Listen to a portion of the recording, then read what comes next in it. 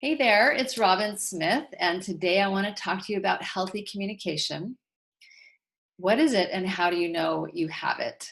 Well, healthy communication, I think, is when you feel heard and understood most of the time, when you are not having arguments, when you can easily speak about what you want without fear of a fight or someone walking away, and generally when you feel close and connected to whoever you're speaking with and you're having a good time. So those are what I think a big part of healthy communication. And a few days ago, I've been communicating about this with you, but a few days ago I asked you to fill out a survey, and many of you did. In fact, I was overwhelmed by the response, so thank you if you did that. And you're still welcome to go and do that back in the email. The link is there. I got some great replies, and I was asking about your main concerns. And so I thought I'd make this busy video to address those concerns today.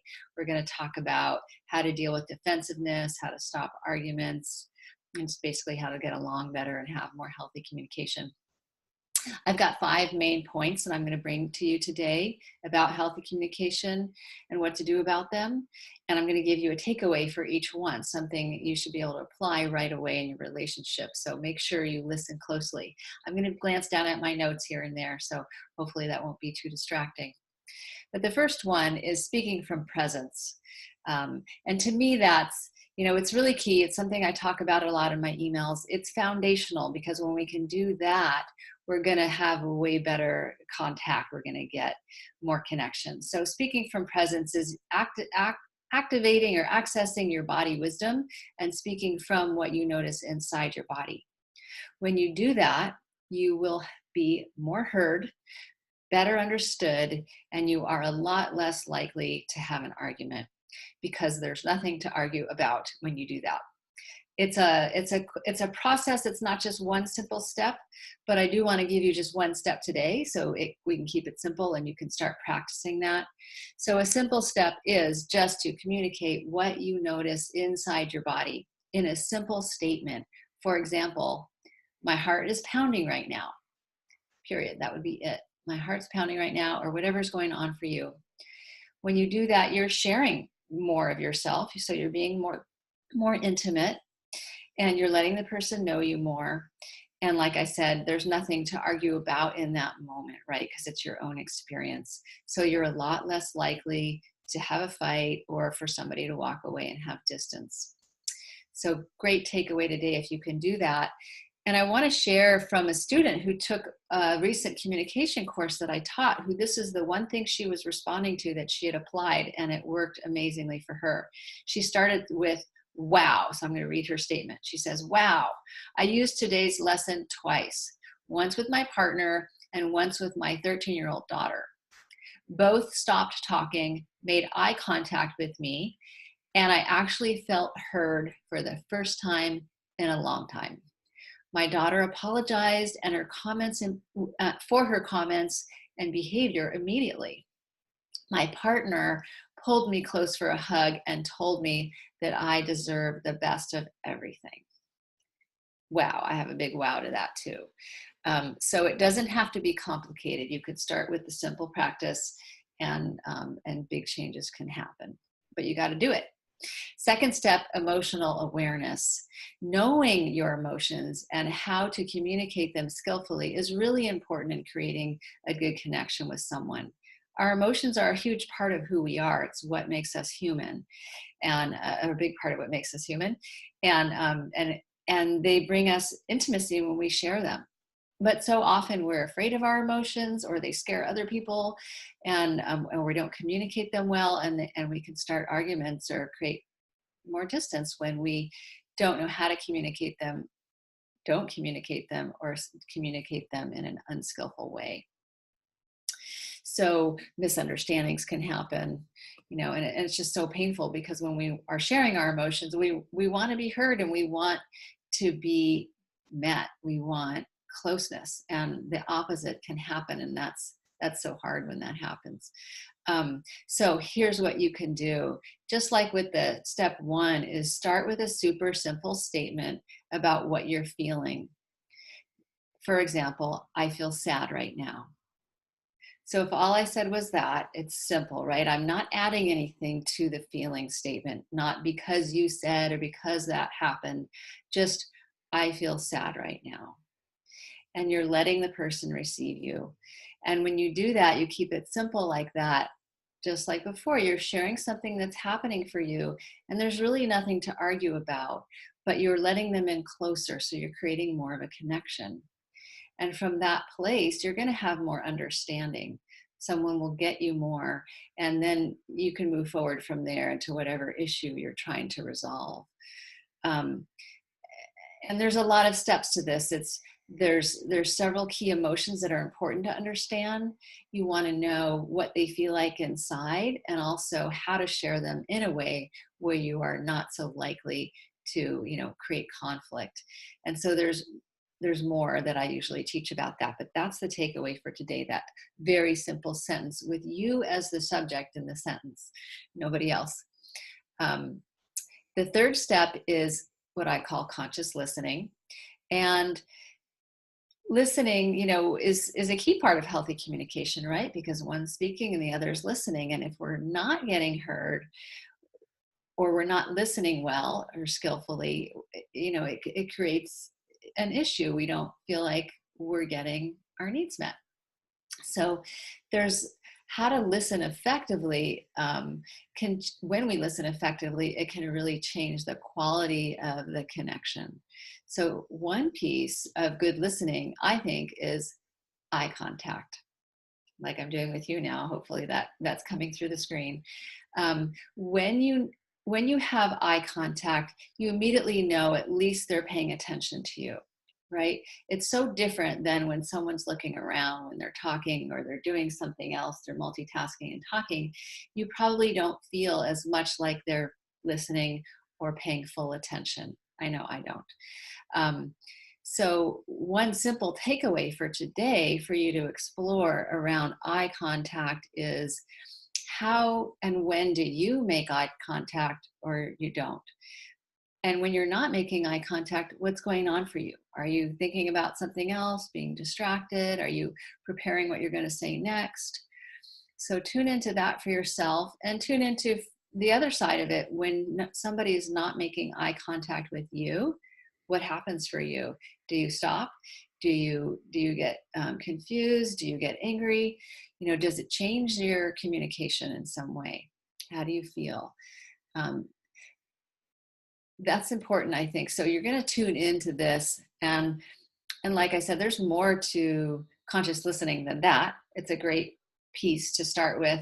I think there's a lot of nuances to listening, and not only the kind of how we listen, but what gets in the way of listening that are more subtle. They're more like unconscious things that go on.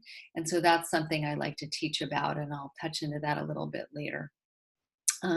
Fourth step is about communicating your desires. And a lot of people are afraid to do that, honestly. I hear that a lot from my clients and students, that they're afraid something bad will happen if they say what they want. They're afraid they might, one, not get it, or two, they might get rejected or feel abandoned, or they might start an argument and they might get blamed for something. So people end up holding back their desires out of fear. And then, of course, they're less likely to get what they want, or they just create more distance by withholding. So it's really helpful, I think, to have someone to look at this with you more closely, because there's a lot of subtle stuff going on under the surface that we can't always see that we're doing, why we're holding back. It's and like I said, it's usually different levels of fear that go on. And excuse me, let's see, checking my notes here. So I think the first step around sharing your needs and desires is awareness. And so for your takeaway today, go ahead and start tuning into what you most want. If you could have one thing, what's the number one thing you would ask for from your partner or whoever you're thinking about as you listen to this video? Is it, that you want eye contact? Is it you want a date night? Is it you want them to do the dishes? What would be that thing that you would like to ask for? And as you think about asking for it, what do you notice? What comes up for you inside? I want to share a quick story about a client who I've worked with, and her she had this pattern of withholding, and basically she didn't want to ask for what she wanted, and she was going with the flow of what her partner's lead, and she would follow. And she noticed she was doing that, and she realized through our work that she was really afraid of rejection, and basically that he would leave her. It wasn't super conscious in her mind, and but when we got to it, it was, she could say that it was a kind of irrational. She didn't really think he would, but that's kind of what kept her holding back. And so as we worked together, she began to understand herself and also began to gain confidence and the courage to start asking for what she wanted. And to her surprise, he was able to hear her, and they became closer because of it. And so he didn't go away. He didn't go anywhere. In fact, he started to share more too. So now it's easy for her to share all the time. And she just keeps surprising herself at how easy it is, because it used to be so very hard for her. And of course, they are just much closer. They just keep finding more connection because they're much more open together now. So I love that story, because you can see hopefully that, that it's possible, and there may be some obstacles in the way, but if she could do it, you can do it. So I'm going to move on to the last one, what I'm calling unhooking the blame pattern. Blame is a big issue. I share about it a lot in my guide and in my emails, and it's toxic to our relationships, as is criticism, and they're of course similar. Nobody likes to be blamed. And when we get blamed or criticized, we often recoil or retaliate and get defensive. And that defensiveness then creates a fight or more distance. Someone might walk away. And that, is just so frustrating, because we don't often know that we're doing it. We don't always realize that we're causing the conflict by blaming or criticizing. And in fact, for me, I grew up in an environment with blame and criticism. So I couldn't help myself. That's how I knew to speak and to share my concerns. And then I found myself arguing a lot with my sibling, and also in my adult relationships. So it wasn't so much fun. And of course, as I gained more experience, I could start to see that I was causing that. And that made a big shift in my current relationship when we both started changing our relationship to blaming and criticism. So the takeaway for today is to look at, I think a key piece of blaming is not just the habit of it, but also the fear about what happens if you don't. And so one thing that we may be afraid of is taking responsibility for our contribution to the situation that we're concerned about. So what I'd like you to consider as you leave here is to look at what you could have done differently. So when you see yourself wanting to blame, like you're pointing the finger out, realize, okay, that's a blame moment or a potential blame moment, and instead do this. And I don't want you to blame yourself. That doesn't help either. But get curious. What's going on for me? What feeling am I having? And what is my part in this issue? What's my contribution? What could I do differently? And when you do that, you're adding, your own responsibility. And when you take responsibility instead of asking someone else to take all the responsibility, the defensiveness, quotient or ratio or whatever is going to go way down or disappear. There's nothing to defend about when you're not getting blamed or criticized. So this is really key. So I'd like you to consider practicing that. We can't control somebody else's behavior, right? So I can't guarantee you somebody's not going to get defensive, even if you speak perfectly, right? People have their triggers, and just even a little change in tone, someone could get reactive. So we can't control that, but we can do our part to show up more skillfully and consciously, and to not add to the triggers. And when we do that, again, the things are going to go a lot better, and the likelihood of staying out of arguments goes way up. So that's the takeaway for you, and hopefully that makes sense.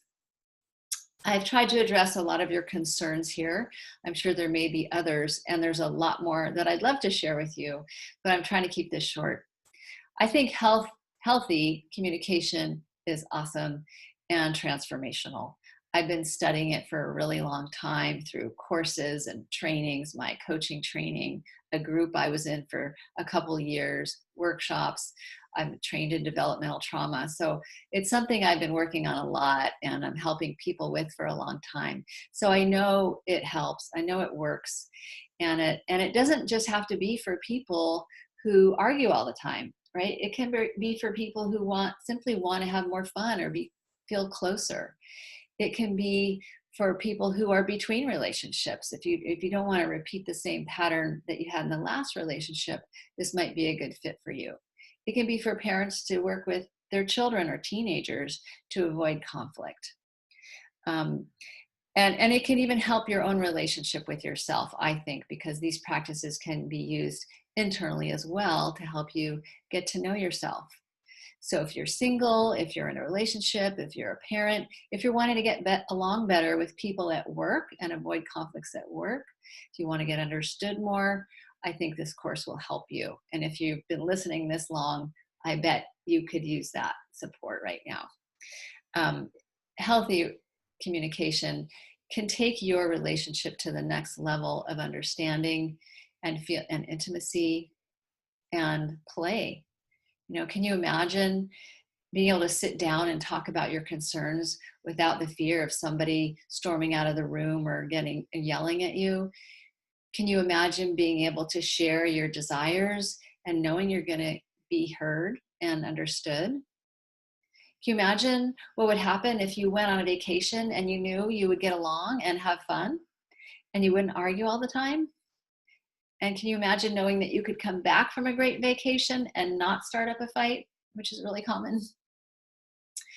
So consider that possibility, because I hold it for you. I know it's possible, and I want that for you. I'm super passionate about helping people have happy and healthy relationships, and communication is a kind of a foundational piece.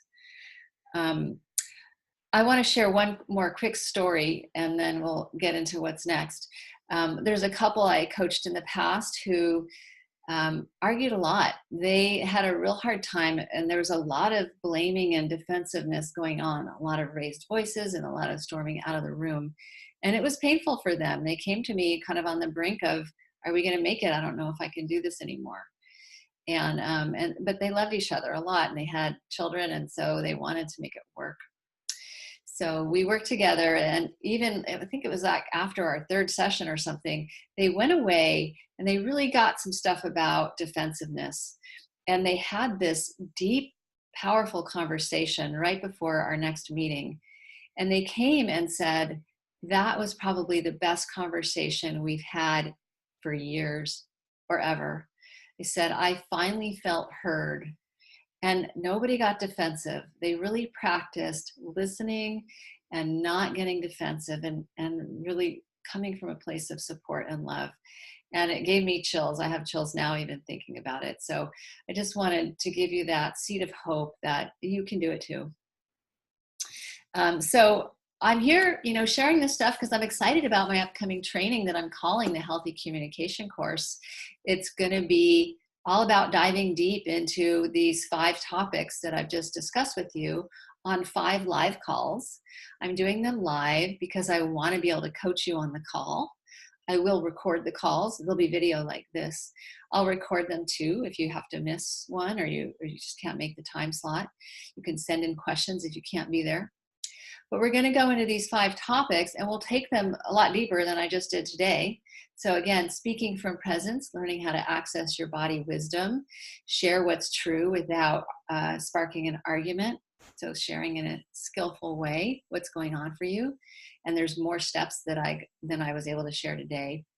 That second piece of emotional awareness, sharing about your feelings, knowing what you're feeling, how to describe that, how to share that without pushing somebody away, how to listen to that, um, and a special technique for staying out of arguments. So we'll take that deeper.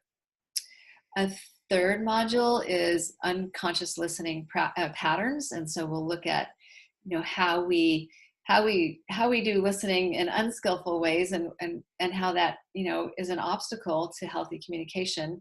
And there's lots of ways we do that, and then we'll look at how to do it skillfully, and to make you a better listener, a better communicator, and supportive of your partner or whoever.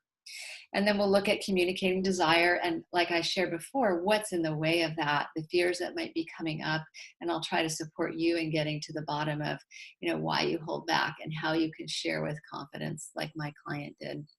There's anxieties that can be around that, and I'm going to spend a little time on that too. The fifth and final module is about blame and criticism, and unhooking the blame pattern. Because it's such a great way to sabotage a connection. So we'll learn to unhook it, and we'll talk about alternatives to blame and how to express your concerns. And we'll look at especially defensiveness, the different nuances of defensiveness, the different kind of subtle ways we show our defensiveness that can still create distance or conflict, and how to get out of that unhealthy pattern. So this stuff, is much more than I've shared ever in any emails, and it's going to be pretty juicy, and it's coming up soon. I'm super excited about it.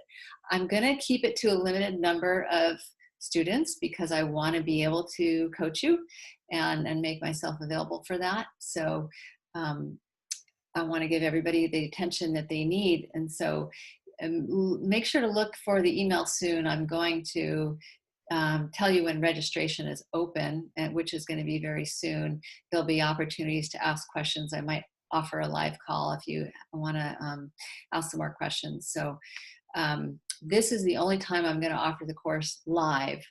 And so you're going to get a lot more if you sign up this time. The price is going to be lower too. So go ahead and leave me a comment below the video or in the blog if you're reading that, and share one takeaway that you want to bring into your relationship. Something that you learned from the video today, I'd love to know. And if you have a question, let me know that too. If you're not already on this email list, on my email list, to learn about the course, to get that notice when registration opens, make sure to put your name and email below, and I will get that out to you when it comes up. Thank you so much for being here and watching. I love sharing this information with you, and I hope to see you in the course. Have a great one. Namaste.